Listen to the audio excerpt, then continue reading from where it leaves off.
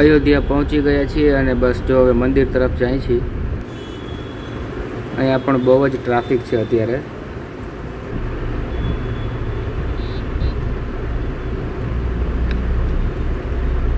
અહીંયા ગાડી નો પાર્કિંગમાં રાખો એટલે જો આવી રીતના લોક મારીને વયા જાય. હવે બસ અત્યારે એને પાર્કિંગ ગોતી તો જો આ એક પાર્કિંગ મળ્યું પણ કંઈ ગાડી રાખવાની જગ્યા જ નથી. જો કેવડી ગાડી હોય. તો રામ મંદિરે પહોંચી ગયા અયોધ્યા. એન્ડ જો કેટલી ભીડ છે જુઓ અહીંયા પર.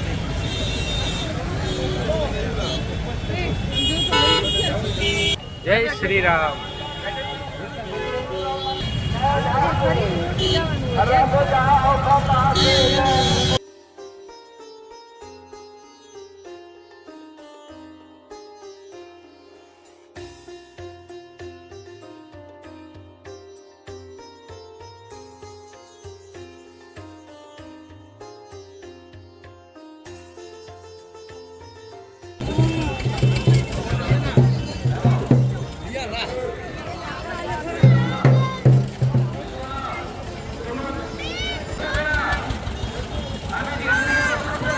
હટી જાઓ.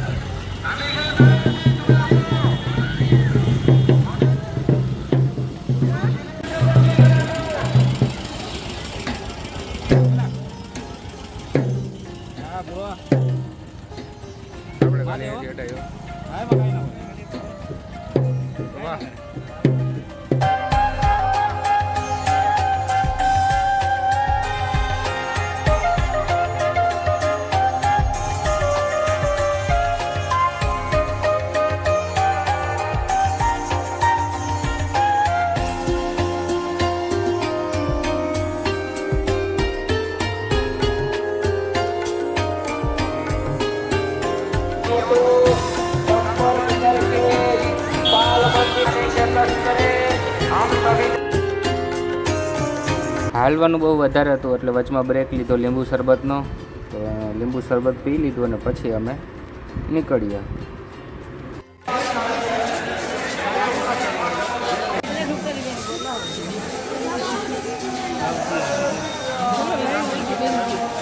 ગેટની અંદર આવી ગયા. અહીંયા લોકરની સુવિધા નહીં, આપણે મોબાઈલ ને બધું રાખી દેવાનું.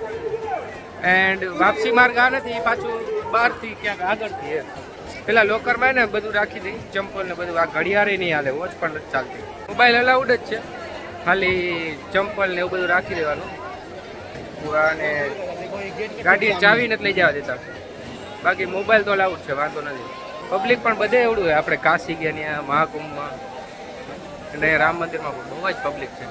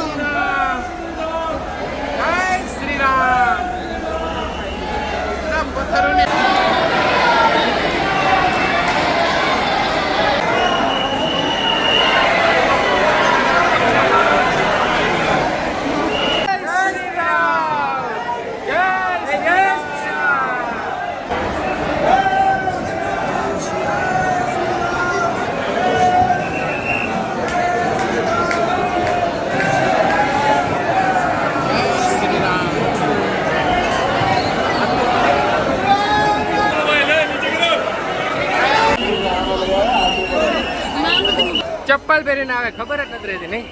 એટલે મંદિરમાં ચંપલ પહેરીને કોઈ આવતું હોય છે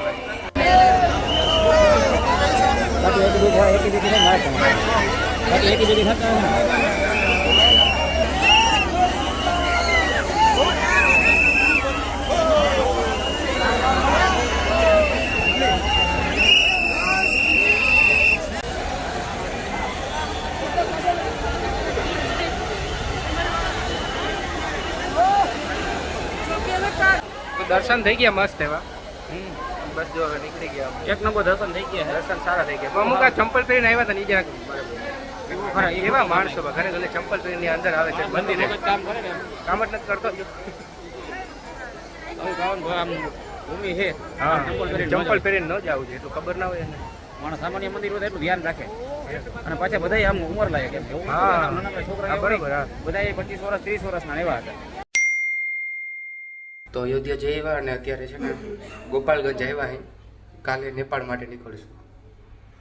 તો ત્યાં જો હોટલ રાખી લીધી અને અવાજ બેસી ગયો. લિફ્ટની રાહ જોઈ ક્યારે આવે. The next day. સવારના 7 વાગ્યા છે અને બસ જો અત્યારે નીકળ્યા.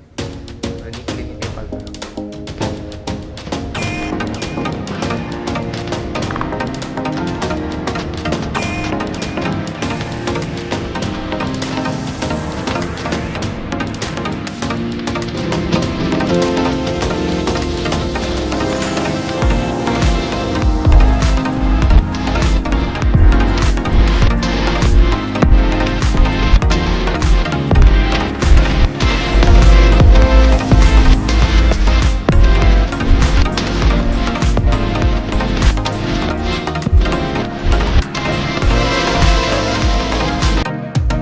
હવે બસ અડધો કિલોમીટર જેટલું બાકી છે નેપાળની બોર્ડર આવવામાં. એન્ડ અમે પહેલાં છે ને અહીંયા મની એક્સચેન્જ કરાવી લઈ પછી જાશું આપણે નેપાળ તરફ.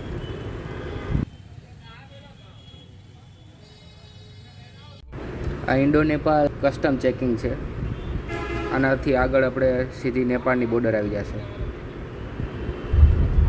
તો આ છે નેપાળની બોર્ડર. ક્યાં હે અંદર? આપણે નેપાળની કસ્ટમ ઓફિસમાં આવી ગયા તો પહેલાં આપણે અહીંયા છે ને પરમિટ બનાવી લઈએ અને પછી આપણે છે ને નેપાળ સિટીમાં જઈશું આગળ. તો નેપાળની બોર્ડર એની ક્રોસ કરી લીધી અને અત્યારે છે ને અહીંયા ઓફિસે આવ્યા છે.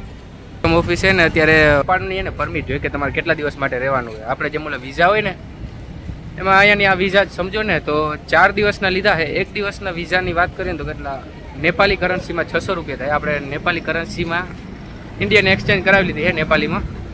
એન્ડ 600 રૂપિયા થાય છે 1 દિવસની પરમિટના. તો આપણે એને ટોટલ 4 દિવસની લીધી છે. 3 દિવસ જ રોકાવાનું પણ 1 દિવસની એક્સ્ટ્રા લઈ લેવા કારણ કે અહીંયા પેનલ્ટી એને 2500 રૂપિયા લાગે આપણે નેપાળી કરન્સીમાં. પછી આપણે કરન્સીમાં પછી જોવા જેવું છે કેમ કે બે એટલું અલગ અલગ ને તો આપણે સમજીએ ને તો આપણો ઇન્ડિયન 1 રૂપિયો એટલે અહીંયાના છે ને 1.60 રૂપિયા જેટલું થાય. કરન્સી એક્સચેન્જ કરાવી લીધી આપણે 10,000 છે ને અહીંયા 6,000 મળે આપણને. તો આપણે 20,000 જેટલા એક્સચેન્જ કરાવી લીધા છે. અને એમાં એવું છે પાછા બારોબાર કરાવે ને તો અત્યારે સસ્તામાં થઈ જાય કારણ કે અત્યારે એને છે ને 100 રૂપિયા 10 રૂપિયા એને છે ને પોતાનું કમિશન લીધું છે. બાકી અંદર કરાવો ને તો 20-25 રૂપિયા જેટલું થઈ જાય. 100 રૂપિયા એને 20-25 રૂપિયા જેટલું કમિશન લાગે. આપણે અત્યારે બારોબાર કરાવ્યું એટલે 10 રૂપિયામાં થઈ ગયું. એન્ડ હમણાં એક ભાઈ મળ્યા હતા એ આપણે પોલીસવાળા હતા. એ આપણા ગુજરાતના જ છે અહીંયાના આપણે પાલનપુરના છે. એ ભાઈ બધું મસ્ત રીતના સમજાવ્યું કે કઈ રીતના છે.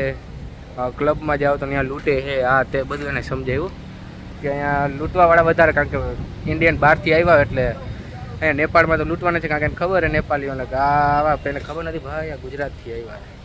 ગુજરાતના ભાઈ લૂંટાય નહીં. ગુજરાતના સામે લૂંટીને વયા જાય એવા હોય. બસ જો ઓલા ભાઈ ગયા હમણાં આવશે. 4 દિનની પરમિટ કરાવી નાખી. હવે છે ને અત્યારે કાઠમાંડુ જવાનું છે. અહીંયાથી 140 કિલોમીટર છે. પરમિટ આવી જાય પછી નીકળીએ. નેપાળી યહાં કા માવા ખા રહા હૈ. વાહ આપણા અમરિયાનો યહાં આખી જિંદગી યાદ રાખશે. પરમિટ બની ગઈ અને નેપાળની બોર્ડર પાસે જ અમે એક નવું સિમ કાર્ડ લઈ લીધું નેપાળનું કારણ કે આપણું ના હાલે ત્યાં.